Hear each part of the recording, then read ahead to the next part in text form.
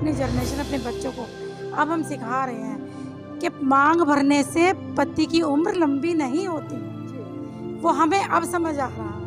अब ये है कि हम फ्री होकर काम करते हैं, हम कभी बुध बृहस्पति शुक्र कोई दिन नहीं देखते हैं। हमें जिस दिन जो काम करना होता है, मेरे लिए सारे दिन अच्छे हैं, वही मेरे बच्चे करते हैं कि उनके अंदर ये किसी तरह का एनबी न्यूज़ 24/7 नीलम बोध के साथ। जब जीवन में कोई बड़ा बदलाव आता है तो उसके पीछे बहुत कारण होते हैं। आखिर वो कारण क्यों उत्पन्न होते हैं? किसी के जीवन में समस्याएं आती हैं, किसी के जीवन में कुछ प्रेरणाएं आती हैं, किसी के जीवन में कुछ लोग मार्गदर्शक बनकर आते हैं। हर व्यक्ति का कहीं ना कहीं एक अलग उद्देश्य होता है, अलग प्रेरणा होती है। और इसी कड़ी में आज मेरे साथ में कुछ बहुजन समाज की जागरूक महिलाएं, उन्हीं से जानना चाहूँगी कि आखिर उन्होंने हिंदू धर्म क्यों छोड़ा, कब छोड़ा और किस आधार पर छोड़ा और किसके कहने पर छोड़ा। आपका नाम क्या है? मेरा नाम शेरिन गौतम है। गौतम जी, जानना चाहूँगी पहले तो आप थोड़ा सा ये बताएं हमें कि आपने हिंदू धर्म क्यों छोड़ा और किसके कहने पर छोड़ा। मैंने हिंदू धर्म इसलिए छोड़ा क्योंकि बहुत दिन तक मैं वो लाइफ ओके पे आता था, शिव का कोई प्रोग्राम आता था, वो देख रही थी। तो देखते देखते एकदम से वो वाला प्रकरण आ गया कि काली बनती हैं, फिर वो शिव जी पे पैर रखती हैं, फिर वो शिव से कहती हैं कि मैं ये नहीं करना चाहती। तो शिव कहते हैं कि ये तो लिख चुका है, अब तो ये होकर ही रहेगा, आप इसे टाल नहीं सकते हो। और उसी वक्त दिमाग में एकदम से जैसे बिजली सी कौंधी और ये लगा कि जब ये भगवान होकर, ईश्वर होकर अपना भविष्य नहीं बदल सकते तो ये हमारा क्या बदलेंगे। और बस उसी दिन से मैंने हिंदू धर्म को बिल्कुल पूरी तरह से बिल्कुल छोड़ दिया है। समझ में आ गया है कि ईश्वर कुछ नहीं होता, मेहनत ही सब कुछ होती है और हमें उसी के रूप में आगे बढ़ना चाहिए। जी, आपने हिंदू धर्म खाली छोड़ा है या फिर उसकी जगह किसी और नई चीज़ को ग्रहण किया, और किया है तो क्यों किया है, उसके पीछे क्या कारण है? ग्रहण तो मैं समझती हूँ कि धर्म तो सभी सही होते हैं, उनमें कुछ चीज़ें गलत, कुछ चीज़ें सही और नहीं होती हैं। लेकिन जैसे बुद्धिज़्म है, उसमें मुझे बस एक चीज़ सबसे ज़्यादा अच्छी लगी कि उसमें समानता का ध्यान रखा गया है।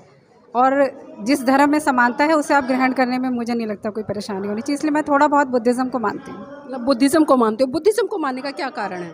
यही बताया ना आपको, क्योंकि इस धर्म में समता है, समानता है। इस धर्म में ये नहीं है कि आप ऊंचे हो, आप नीचे हो, ऐसा कुछ भी नहीं है, इसीलिए इस धर्म को हमने फॉलो किया। तो देखिए, इन्होंने हिंदू धर्म छोड़ा है लेकिन उसकी जगह पे इन्होंने बौद्ध धर्म को भी ग्रहण किया और बताया कि जिस तरह से बौद्ध समता की बात करते हैं, समानता की बात करते हैं और आपस में करुणा, मैत्री, भाईचारे के साथ में एक दूसरे के साथ मिलकर जीवन को स्थापित करने की बात करते हैं, इसीलिए इन्होंने हिंदू धर्म को छोड़कर, और क्यों छोड़ा वो भी बताया है, और इन्होंने बौद्ध धर्म ग्रहण किया वो भी बताया। आपका नाम क्या है? शशि प्रभा गौतम। शशि प्रभा जी, आपसे भी वही सवाल रहेगा कि आपने हिंदू धर्म कब छोड़ा, क्यों छोड़ा और किसके प्रभाव में छोड़ा? जी, मैं शुरू से हिंदू नहीं थी। मेरे फैमिली, मम्मी पापा के यहाँ से ही कभी पूजा पाठ नहीं हुआ और मैं बचपन से ही ऐसी हूँ। मैं शायद 3rd क्लास में थी तब मैंने बाबा साहब को पढ़ा था। उसके बाद से मुझे लगा ये सब चीज़ें सब ढोंग है, सारे मुझे हर चीज़ बेकार लगती है। तो मैंने जैसी ये सब चीज़ें, कभी मैं एक मंदिर नहीं गई, कभी कोई पूजा पाठ नहीं, तो वैसे ही हमारे बच्चे हैं, वैसे ही हम हैं। और आगे जो हिंदू धर्म छोड़ने का भी यही, छोड़ने का था ही नहीं हमारे यहाँ। जो भी थे एक तरह से बुद्धिज्म, तो मैं बाद में समझा के, ठीक है, जब हम कॉलेज में आ गए तो पता चला कि भाई इसमें क्या बोलते हैं, आडंबर नहीं है मेन, ठीक है, अंधविश्वास नहीं है, उन सब चीज़ों तो पहले से मुक्ति थी मेरे अंदर नहीं थी वो सारी चीज़ें। तो बाद में फिर बुद्धिज्म ग्रहण कर लिया एक तरह से। वैसे ही बच्चे हैं, वैसे ही हम हैं और आगे सोचते हैं कि बाकी सारी महिलाएं जगाने का काम करें, जैसे हमें भी सोचते भगवान कहीं नहीं है, ठीक है। तो बस यही चाहते हैं कि हमारा समाज इसी तरह आगे बढ़े, हमारी महिलाएं सारी जागरूक हो और हमें ना मौका दे कि आगे बढ़ें सारी के सारी इस तरीके से।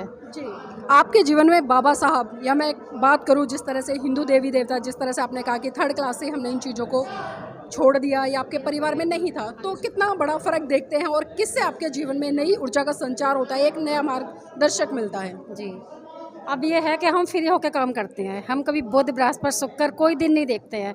हमें जिस दिन जो काम करना होता है, मेरे लिए सारे दिन अच्छे हैं, वही मेरे बच्चे करते हैं कि उनके अंदर ये किसी तरह का, जो हम कहते हैं ये मत करो, हम वही करते हैं। कोई दिन नहीं देखते, कोई कुछ नहीं करते, जहाँ जब जाना है जाते हैं। और जो हमारे हिंदू धर्म की जो परंपराएँ हैं, जो त्यौहार हैं इनके, शायद हमने नहीं मनाया कभी भी। और हमने जो हिंदू धर्म से रिलेटेड जो भी सिंदूर बिछिए जो भी होता ना, वो सारा जब हमने पढ़ा तो हमें जाना कि इन सब चीज़ों कुछ नहीं है, तो उनको सबको ख़त्म कर दिया। जी, मतलब कोई भी जो संस्कृति होती है वो पहचान कराती है कि आप कौन सी संस्कृति से हो, किस धर्म से हो। तो जिस तरह से आपने सिंदूर की बात करी या मंगलसूत्र की बात करी, लेकिन मैं एक चीज़ और जानना चाहूँगी, मुझे आपके हाथों में चूड़ियाँ दिखाई दे रही है, ये कौन सी संस्कृति का प्रतीक है? संस्कृति नहीं है, हमारा शौक है, शौक है, मतलब शौक के तहत कुछ भी करेंगे। शौक के तहत पहन लेते हैं, इसमें ऐसा कुछ नहीं है, क्योंकि ना मैंने इसके बारे में कुछ ज़्यादा वो करा नहीं है, पढ़ाई भी नहीं है ज़्यादा। जो जितना पता है उतना मुझे पता है कि भाई इन सब वो सब हिंदू धर्म की थी। जो सिंदूर हो गया, जो हमारे शादियों में पहनाए जाते हैं जो चीज़ें, तो उन सबसे दूर है हम। जी, लेकिन जो हिंदू धर्म में अगर हम चूड़ियों की बात करें, उसको सुहाग से भी जोड़ती है, और खासकर हमें स्कूलों में एक मुहावरा पढ़ाया जाता है, चूड़ियाँ पहनकर घर में बैठ जाओ। और इसका अनुवाद भी अगर हम देखें तो चूड़ियों को किसका प्रतीक मानते हैं, थोड़ा इस पर डिफाइन करें। नहीं, हम तो यही चाहते हैं कि देखो आप कुछ भी पहन सकते हो, आपका दिमाग खुला होना चाहिए बस। लेकिन पहचान कैसे कर पाएंगे, क्योंकि हम जब संस्कृति की बात करते हैं, अगर हमारे सामने से एक मुस्लिम व्यक्ति गुजरता है तो हम उसके पहनावे से पहचान लेते हैं। इसी तरह से कोई सिख हमारे सामने से गुजरता है, हम उसके पहनावे से पहचान लेते हैं। हिंदू धर्म की कोई महिला गुजरती है तो उसके भी पहनावे से हम पहचान लेते हैं। लेकिन जो बौद्ध समाज की महिलाएं, आखिर उनको कैसे पहचाना जाए? ज़्यादातर ये है कि आप वो सिंदूर नहीं लगाते हैं, पैर में बिछिए मैंने नहीं देखे हैं, बहुत लोग हैं जो उन्होंने नहीं पहन रखे हैं, ठीक है। तो ज़्यादातर मेरे हिसाब से तो यही है। चलिए, आपके हिसाब से ये है। और इसी कड़ी में एक मित्र और है हमारे साथ में, उनसे भी जानना चाहूँगी, क्योंकि देखिए अभी इन्होंने जो सिंदूर की बात करी है, मंगलसूत्र की बात करी या बिछुए की बात करी, लेकिन मेरा सवाल आपसे इसलिए है क्योंकि अभी थोड़ी देर पहले आपने बाबा साहब का एक बहुत अच्छा गाना गाया था, जिसमें कि महिलाओं को जागृति के लिए उसमें पंचशील भी आपने डिफाइन किए।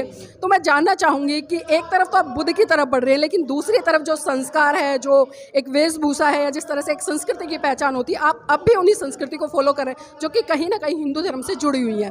तो इसको किस तरह से देखते हैं कि एक तरफ तो बाबा साहब और महाकारुणिक तथागत बुद्ध की जय जय, और लेकिन दूसरी तरफ संस्कृति हम उन लोगों को ही फॉलो कर रहे हैं जिसको क्योंकि बाबा साहब ने मना किया। देखो, मैं हेमा गौतम आपको नमस्कार करती हूँ। जिस तरीके से आपने सवाल किया मुझसे, ये जो संस्कृति की बात करते हैं, संस्कृति तो थोड़ी बहुत जिंदा रहनी चाहिए सबके लिए, क्योंकि हमारा जो कल्चर है, हमारे संस्कार हैं, वो थोड़ा सा इस चीज़ को डिफ़ाइन करते हैं कि भाई हमें बड़ों का आदर करना है। और रही संदूर और ये इस चीज़ की बात, एक शौक़ के तौर पे जो बौद्धिस्ट हुए या अम्बेडकरवादी हुए, ये सब चीज़ें ये चीज़ बताते हैं कि आडंबरों से दूर रहो, अंधविश्वासों से दूर रहो, माइंड खुला होना चाहिए, अपने कर्मों पे विश्वास करके आगे बढ़ो। आज की तारीख में, आज जो हम अपने बच्चों को शिक्षा दे रहे हैं, वो कर्म प्रधान को डिफ़ाइन करता है कि हमारे कर्म अच्छे होंगे तो हम अच्छी बात भी करेंगे, अच्छी पोस्टों पर भी पहुंचेंगे। तो ये चीज़ें तो है कि फैशन या चूड़ियाँ या सिंदूर, ये सब चीज़ें मायने नहीं रखती इस चीज़ में मायने नहीं रखते हैं। और आपने हाँ, ये है कि ठीक है, थोड़ी सी चली आ रही है, मतलब संस्कृति में एक है कि भाई सुहागन वगैरह का जो भी है। हालांकि आज लड़के लड़कियों का बराबर का योगदान है, समाज में भी और पूरे परिवार में भी, हर चीज़ में बराबर का योगदान है। लेकिन बाबा साहब ने बिल्कुल स्पष्ट कहा था कि भाई जिस भी चीज़ को बाबा साहब ने मना किया, लेकिन आज हम देख रहे हैं कि कहीं ना कहीं हम बाबा साहब को भी मानते हैं, लेकिन उनके द्वारा जो इनकार की गई चीज़ें हैं, बाबा साहब ने जिस समाज को एक आदेश दिया या संदेश दिया या आह्वान किया कि उस समाज की महिलाएं इस कर्मकांड, पूजा पाठ या जो संस्कृति, जो हिंदू धर्म की संस्कृति है, उसको छोड़कर विज्ञान की तरफ बढ़े। लेकिन आपने जिस तरह से हवाला दिया कि भाई शौक है या फैशन के तौर पर है, लेकिन मुझे ये बताइए कि एक पुरुष भी होता है, उसकी भी शादी समाज में होती है, तो उसके ऊपर ये शौक के तौर पे, आपने शौक कहा इसलिए मैं शौक के तौर पर इस्तेमाल करें, उसके ऊपर शौक के तौर पर ऐसी कौन सी चीज़ें ला दी जाती है जिससे ये पता चले वो शादीशुदा है? उनका बस यही है कि औरतों को शोषण, औरतों को आगे नहीं बढ़ना, ये चीज़ें ये लेके चले हैं कि भाई आदमी को पुरुष प्रधान जो समाज जो कथित चला आ रहा है, तो वो चीज़ें हैं कि जो औरतों को दबाती हैं या क्या है। वो तो ये है कि आज औरतें पढ़ लिख के आगे बढ़ गई हैं, और जो बाबा साहब के जो हमारे संदेश रहे हैं, बाबा साहब की जो हमारी ज्ञान रही है, वो तो इसी चीज़ को है कि भाई चाहे भले ही हम कितना ये शौक़ कर रहे हैं या क्या है, लेकिन हमारा जो उन्होंने हमें संदेश दिए, जो हमें आगे बढ़ने, शोषण के विरुद्ध या स्वतंत्रता का जो मतलब ये सारे अधिकार दिए हैं, समानता के जो दिए हैं, इस चीज़ में आगे आ रहा है समाज। हम अपने आने वाली जनरेशन को हम ये देखो धीरे धीरे कम होगा, ये एकदम नहीं खत्म। लगता है आपको ये चीज़ें खत्म होनी चाहिए? बिल्कुल होनी चाहिए। ये कोई ज़रूरी नहीं है कंपल्सरी की मांग में सिंदूर भरा जाए, या ये कोई ज़रूरी नहीं है। आजकल बच्चे जो हमारी आने वाली जनरेशन है, वो इस चीज़ को निगलेक्ट कर रही है, वो चीज़ को नहीं मानती। ये मतलब कुछ भी है, बिचुए वगैरह का ये जो भी कुछ रहा है, ये नहीं करती हैं बच्चे। अपना आज की जो वैज्ञानिक युग जो चल रहा है, या उसमें आगे बढ़ रहे हैं। लेकिन आज आधुनिक युग में अगर हम देखें, क्योंकि 21वीं सदी में आज हम जी रहे हैं, हमारे पास में संविधान है, संविधान के तहत हमारे पास में पूरी आज़ादी है। अगर मैं एक इंजीनियर या डॉक्टर या वकील इनकी बात करूं, तो अक्सर हम इन महिलाओं को देखते हैं सूट बूट में अच्छी नज़र आती है, इनके हाथ में चूड़ियाँ नहीं होती, मांग में सिंदूर नहीं होता है, तो कहीं ना कहीं हमारी एक पहचान भी होती है और उसको एक आइडल के तौर पर हम देखते हैं। लेकिन वहीं समाज में कुछ महिलाएँ ऐसी होती हैं जो पढ़ी लिखी बहुत होती हैं, लेकिन फिर भी इन परंपराओं को फॉलो करती है। तो दोनों महिलाओं का दृष्टिकोण किस तरह से देखते हैं? हम आदर्श के तौर पर या एक अनुग्रहण किसी भी महिला का करें या अनुसरण करें तो किस महिला को करेंगे, या बच्चे किससे मोटिवेट होंगे? एक घर में रहने वाली पढ़ी लिखी महिला जो कि साजो श्रृंगार से पूरी तरह से लिप्त है, या फिर एक वो महिला जो जज वकील डॉक्टर है? हाँ, आज के बच्चे नहीं होंगे। आज के बच्चे इस चीज़ में नहीं घुस रहे हैं। मतलब ये तो देखो पेरेंट्स के ऊपर डिपेंड करता है, माता के ऊपर डिपेंड करता है कि वो कैसे संस्कार देती हैं। आज हमारी जनरेशन में चेंज आया है। जो हमारे जो पेरेंट्स थे वो बहुत रूढ़िवादी थे, उससे हम बहुत ऊपर उठ के आए हैं, और हमसे ज़्यादा हमारे आने वाले बच्चे जो हैं, आने वाली जनरेशन है वो ऊपर उठ रही है। तो ये सब चीज़ें नहीं मानती वो कि भाई मतलब ये सब घरेलू जो महिलाएं हैं इस टाइप का कुछ लेके चले। आपने भी देखा होगा समाज में कितना चेंज आया हुआ है, हमारे लोगों में भी कितना चेंज आया हुआ है, सब में आया हुआ है। ये कोई ऐसी चीज़ बिल्कुल सही कहा है कि देखिए बदलाव आ रहा है, और कुछ का मानना है बदलाव कुछ बहुत जल्दी कर लेते हैं, लेकिन कुछ लोगों को थोड़ा समय लगता है। कुछ समय के अनुसार, कुछ परिवार के अनुसार, या जिस समाज के ताने बाने में वो रह रहे हैं उसके अनुसार उनको समय लगता है। तो मैडम आपसे मेरा वही सवाल रहेगा, सर से लेके पाँव तक उसी संस्कृति, उसी साजो श्रृंगार जिसको कि हम हिंदू धर्म की महिला के तहत जानते हैं, क्योंकि आपके पैरों में बिछुए भी हैं, पायल भी हैं, चूड़ियाँ भी हैं, गले में मंगलसूत्र भी है, माथे पे बिंदी है और मांग भी है। तो इनको और बाबा साहब की बात करना कितना दोहरा मापदंड है? मैडम ऐसा है, देखिए मैं कुसुमलता बोल रही हूँ। जब मैं शादी करके आई अपने ससुराल में, मैंने ये सब बौद्ध धर्म वहाँ देखा, मैंने अपने पियर में नहीं देखा था। जब मैं वहाँ आई तो मैं ये बिंदिया और ये सिंदूर बिंदी सब लगा के आई थी, और मेरी जो देवरानी जेठानी है वो सब अभी भी लगा रही हैं। लेकिन हमने अपनी जनरेशन, अपने बच्चों को अब हम सिखा रहे हैं कि मांग भरने से पति की उम्र लंबी नहीं होती। वो हमें अब समझ आ रहा है, लेकिन अभी हम इसे छोड़ नहीं पा रहे, क्योंकि अभी मेरे परिवार में सब लगा है। लेकिन मैंने अपने बच्चों को सिखा दिया है, जो मुझे करना चाहिए वो मैं कर रही हूँ, लेकिन एकदम नहीं छोड़ रही अभी, लेकिन टाइम आएगा इसका भी। मतलब समय आएगा तो छोड़ देंगे? जी बिल्कुल छोड़ दूँगी। मैडम ये भी जानना चाहूँगी, जिस तरह से आपने कहा धीरे धीरे छोड़ देंगे, लेकिन अगर मैं बाबा साहब की बात करूँ, बाबा साहब ने एक झटके में सारी चीज़ों को छोड़ा, और खासकर जो संविधान लिखा उसमें भारत देश की समस्त महिलाओं के लिए, चाहे वो किसी भी धर्म, जाति, क्षेत्र, भाषा से आती है, उनको समानता का अधिकार दिया। अगर बाबा साहब ऐसे सोचते कि धीरे धीरे करूँगा, तो क्या आज आप इतने स्वतंत्र रूप से, इतने अच्छे कपड़ों में, या पढ़ी लिखी हो, यहाँ पर खड़े हो पाते? नहीं हो पाते, लेकिन उन्हीं की बदौलत हम यहाँ खड़े हैं। नहीं तो हम भी घर में बर्तन ही मांज रहे होते। अगर हम पढ़ते लिखते नहीं तो हम भी घर में होते, और पढ़ने लिखने का अधिकार हमें बाबा साहब की वजह से ही मिला है, वरना हम लोग भी नहीं, हमें भी कुछ नहीं मिलना था।